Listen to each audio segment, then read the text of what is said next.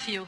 Acho que o campo do urbanismo é um campo que pouco a pouco vem se aproximando dessa discussão, mas de maneira bem lenta. Eu acho que é essencial, quer dizer, por isso essa mesa me parece tão importante. Porque é justamente no espaço, não só no desenho da cidade, mas na sua forma de ocupação. E, sobretudo, nos espaços públicos, que são espaços ainda tão pouco valorizados, né, no Brasil, a gente não tem uma cultura de espaço público, a gente não tem uma cultura de interação nos espaços públicos, e a gente não tem uma cultura de valorização dos espaços públicos, é onde essa afirmação da segurança como um direito pode se concretizar. Então, eu acho que tem aí, em primeiro lugar, um desafio de formulação, e aí passa também por um desejo de apropriação, né? O Jailson falou, é preciso que todo mundo entenda qual é o seu compromisso, a sua função, né? Em que medida ele deseja contribuir para essa formação de segurança, e aí dissociando esse debate exclusivamente da repressão, como a gente vai pensar a segurança como um direito, como essa afirmação da cidadania plena, mas como isso se traduz no território. Eu acho que a gente tem aí modelos muito pouco criativos, ou que oferecem poucas opções, seja a pacificação do território, como a gente vem vendo, e eu acho que a UPP nesse sentido foi muito inovadora e não pode ser desqualificada, mas é preciso inovar também do ponto de vista da conexão que se faz com a cidade. Quer dizer, acho que cidades como São Paulo, que tem uma geografia muito determinante aí nessa separação, a gente foi muito pouco criativo na conexão entre a cidade. E aí não tem muita solução, quer dizer, se você pode pacificar, ter a ilusão de pacificar um território, mas se ele não está conectado efetivamente com a cidade, isso não vai resolver. Nessa linha, eu sempre penso, conversando com vocês, o que nós individualmente podemos fazer? Qual é o nosso papel, pessoal? Ano passado eu lancei um livro chamado, com Jorge Barbosa e Marco Vinícius Faustini, chamado Novo Carioca. Então, não é um projeto de futuro, é um projeto que está acontecendo já. É uma construção já agora. Quem são esses novos cariocas? São seres que reconhecem que têm direito à mobilidade na cidade. A mobilidade tem crescido cada vez mais na cidade. A mobilidade econômica, por exemplo, dos pobres está cada vez maior. Quando eu era garoto, por exemplo, eu via na periferia, eu fui 14 anos para a Zona Sul. Mas, efetivamente, hoje tem um grau de mobilidade econômica, educacional, cultural, social, cada vez mais de um bando de gente das favelas e periferias. No Rio de Janeiro isso é muito forte. E também de galera das classes médias para os espaços das favelas e periferias. Então, o novo carioca é esse ser que circula e que sente, e essa dimensão da mobilidade simbólica é fundamental, se sente pertencente à cidade e não só ao seu lugar. Então, essa pessoa tem tranquilidade para circular em diferentes espaços. Ele substitui o medo que paralisante pelo desejo de descobrir, de reinventar o seu lugar na cidade. Isso é o primeiro processo individual. É parar de temer o outro, a diferença.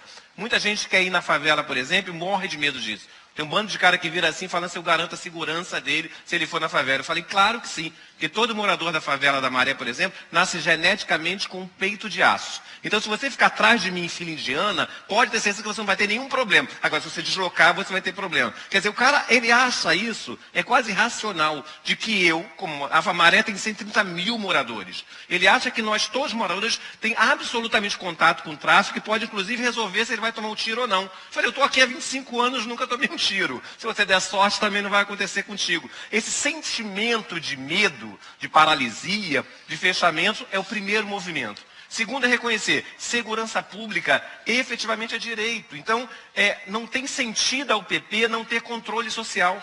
Nós estamos propondo lá na Maré uma ouvidoria comunitária. Porque o que nós temos, eu estava conversando com o comandante, o segundo homem da PM, e ele falando da crise dele. O nosso problema maior já é na seleção dos soldados. Porque eles já chegam aqui com ethos guerreiro. Ele já chega aqui com a lógica da virilidade, que ele não quer ser um policial comunitário que vai trabalhar mediação de conflitos. Ele não quer ser um guarda-belo. Ele quer ser um Capitão Nascimento. Ele quer ser um justiceiro. Ele quer ir para o enfrentamento. Quer dizer, a própria dinâmica de ingresso na polícia já é marcada por essa lógica da violência. Então, nosso desafio fundamental é, primeiro, no plano individual, abrir-se para o outro. Segundo, é no plano da defesa de políticas públicas, reconhecer que é necessária uma segurança comprometido com a prevenção à vida. Não é razoável que a gente gaste bilhões, por exemplo, para perseguir garotos traficando drogas no varejo. Isso é uma questão de prioridade de política pública. É muito mais sensato você priorizar, por exemplo, o tráfico de armas. É muito mais sensato você fiscalizar e perseguir os grandes criminosos do tráfico internacional de drogas, de bens, de lavagem de dinheiro e de crimes contra a Previdência, e assim vai. Quando você prioriza um determinado crime em detrimento de outro, você já está estabelecendo uma forma de viver a enfrentar a questão da segurança e da violência. Então, me parece que o nosso desafio fundamental é, nós, como cidadãos, podemos afirmar que a prioridade tem que ser outra. E segundo,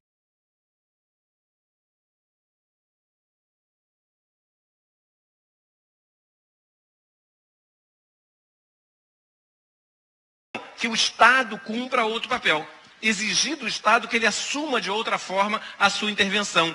E que aí a gente possa ter uma cidade em outros tempos. Quer dizer, me parece que são dois movimentos. Um movimento individual, de eu viver a cidade de outra forma, de trabalhar meu imaginário, minhas representações de crime, de violência, de segurança, numa perspectiva democrática, e ao mesmo tempo construir políticas que permitam efetivamente controle sobre a ação do Estado, principalmente nos espaços periféricos. São ações que se encontram para garantir esse direito à cidade, né?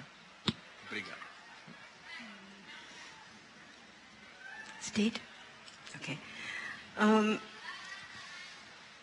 What could be a response? I share with you what we do in the neighborhood where I stay, the community or the favela. One thing's clear, you need to have a comprehensive approach to tackle this problem. The urban planning dimension of it is very important because everything starts there, I agree. So it depends on where you put the houses and how you design the land around it and accessibility to other services. The strange thing is that we know this in theory and all the textbooks teaches you that when you do town planning, you just don't take a piece of land far away and drop people there and build houses. What I find amazing back home is that all of our policies says we must not do this, but up until today we still do it.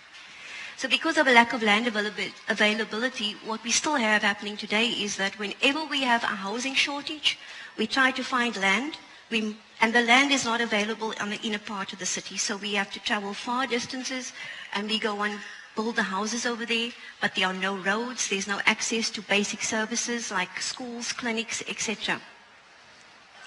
And what this does, when you plan in this kind of way, you're actually creating more slums. You're creating problems that's not going to manifest right now, but 10, 15 years down the line, it's going to happen. So yes, I agree that in terms of urban planning, there's a lot of way you can design your space to prevent crime and prevent violence, in terms of where you put the lighting, how you put down your walkways and your paths, and this can mitigate crime. But it's not a solution by itself. You need to also look at the behavioral side of things. And so maybe my phrase there would be, you cannot solve violence and crime, which is a behavioral problem. It's a behavioral problem with the individual. You cannot solve this only with a technical solution. And technical solutions are easy in terms of town planning and urban design and all the other things that are hard.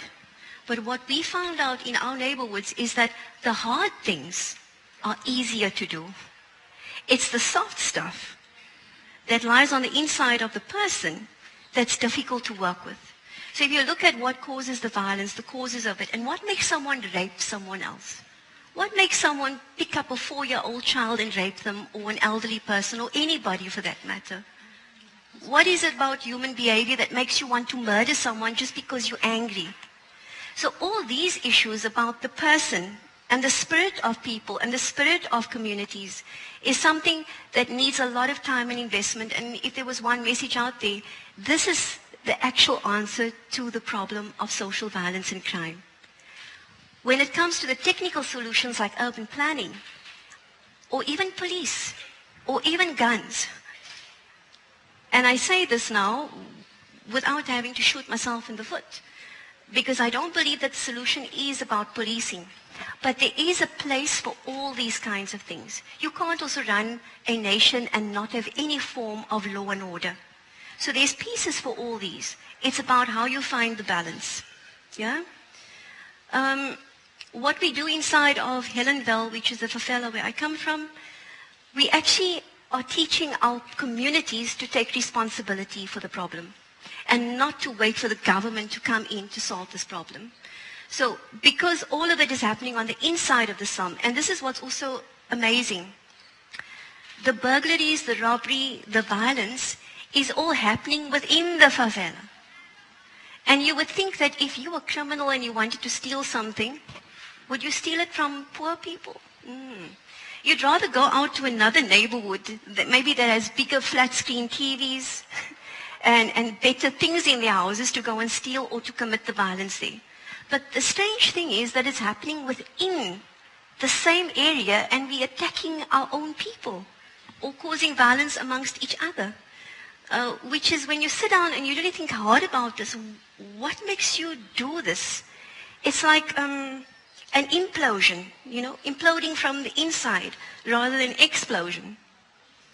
And to solve this issue, one has got to find people that are professionalized in this area that actually sit down and do research on what causes this human behavior to come about.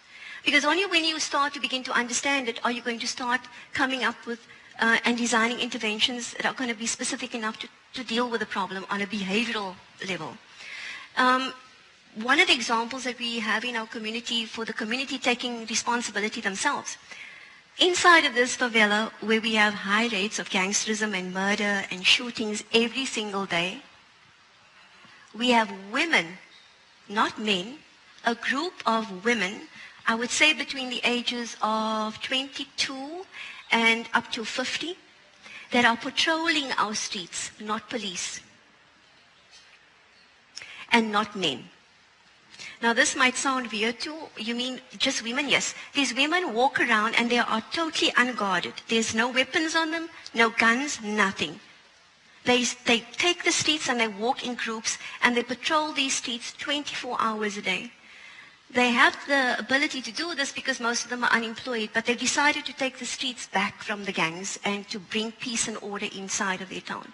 So this is maybe one design that we've learned works. And the amazing thing is that if we had taken the men to put them on the streets, the gangsters seem to become aggressive when they see the men walking. But when these women walk around, hardly anything happens to them. And they are able to do and reprimand even children who are on the street who are misbehaving. They seem to have a way to deal with them, and they get away with doing things that the police would not get away with doing. Yeah? So I think this is maybe a customized solution that comes directly from our community, and it works in our community. It might not work in all of the communities that you have, but I think it's something that you could try. Then what we've also created is a community safety forum, made up of community members who have a keen interest in this issue and who want to take responsibility. And the Community Safety Forum is made up of community members, people from the private sector, people from different government departments, and on a regular basis, like every month, they get together to discuss what to do in terms of violence and crime prevention inside of that area.